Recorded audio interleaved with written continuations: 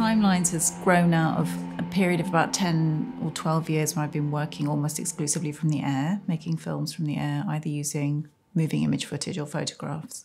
But it's also taken me back to much earlier work where I was much more concerned with narrative and the voice. So Timelines is a combination of those two preoccupations. Timelines is a large-scale panoramic film shown on a curving screen. It's very large, so it's about 3 meters by 13.5 meters. It features imagery that I photographed of an object that's in the V&A collection, which is a brass tray that was made in Iraq in 1918, marking Armistice Day, but actually illustrating some of the unrest that followed in the wake of the end of the First World War and the Arab rebellion and to the British occupation that followed. The first object that I was actually looking at is an object that's in the Courthold collection, something that's known as the Courthold Metal Bag. It's an object that looks a little bit like a contemporary handbag, but it was made for the Mongol court. At that time, Baghdad and Mosul were cosmopolitan cities. The object goes on this extraordinary journey where it disappears for something like 500 years. So I really like this idea of objects like the Courthold Metal Bag being like time travelers, sort of appearing in one place, having come from somewhere completely different.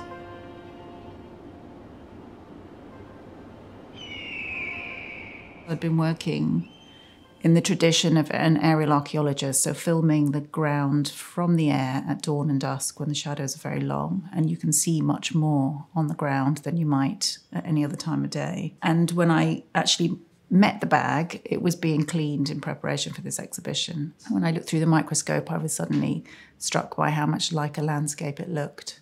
And that was really the beginning of this idea of thinking about taking an object and somehow transforming it back into a landscape that looked something like the landscape where it might have come from.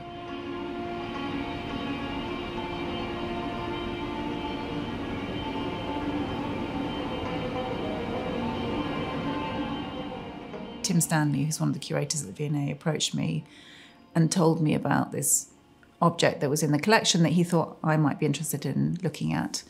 It's about 60 centimeters in diameter, it's made of brass and it's engraved. But it has this very, very dense illustration of crowds of people. And when you look closely, you see that it's a mixture of Arab men and women and British Army personnel. And it says that it's 1918 and it says that it's Armistice. Sort of the implication is that people are surrendering and returning after the end of the war to the town.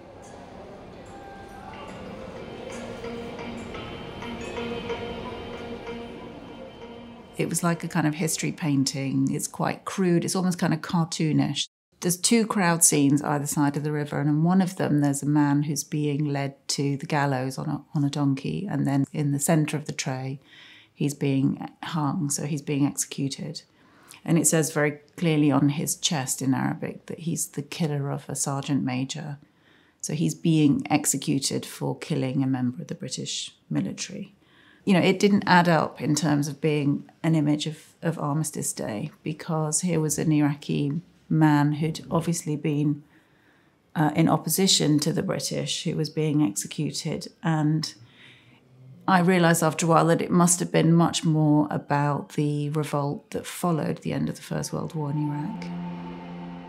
One of the reasons for making this work is that it's filling in a history that's absent. Certainly from my perspective, as somebody who's coming from Iraq, and thinking about the forces within and without that kind of created that state as it is today. During the First World War, the French and the British both collaborated with the Arabs and encouraged the Arabs to join them in opposition to the Ottomans and promised them a degree of independence from the Ottoman Empire at the end of the war. And this is what happened in Iraq afterwards. The aeroplane, which was very new technology still then in relation to contemporary warfare, it had only just been used for the first time during the First World War. The only reason that the rebellion in Iraq was successfully crushed was because of the use of air power. And it wasn't just used against those that were in the rebellion, it was targeted specifically at civilians. So this was almost the first time in which the aeroplane was used systematically to attack civilians in a military situation. I wanted to introduce the voice of the mother as a kind of storytelling voice and try to get her to be talking about the behind-the-scenes things that went on in this kind of gentle narration. When the aeroplanes came, it made me realise that the situation was very volatile. There was a lot more tension everywhere. People were really worried.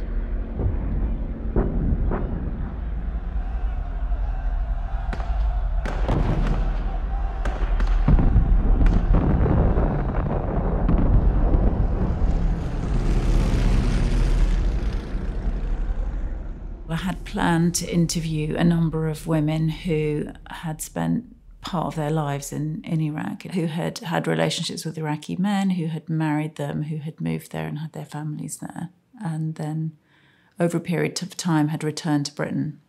So that's the story of my mother and my father's relationship. So I just did the oral history interviews with my mother, and then working in a way that I'd worked in previous earlier works with the voice and narrative, sort of taking tiny little fragments from what she'd said. And I specifically edited them so that they were ambiguous, so there is no clear indication of where or when is being described in this narration, that it could be anywhere and it could be now.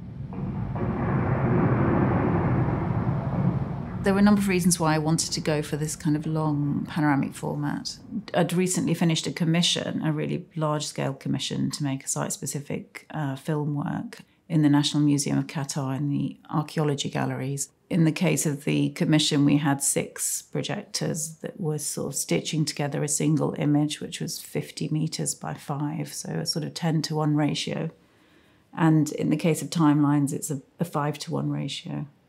And what I wanted to try and do was create a sense of a little bit like an encounter perhaps with a diorama, a 19th century diorama. So the idea of creating an environment in which the audience is kind of surrounded by what's happening on the screen, that the screen isn't a flat surface.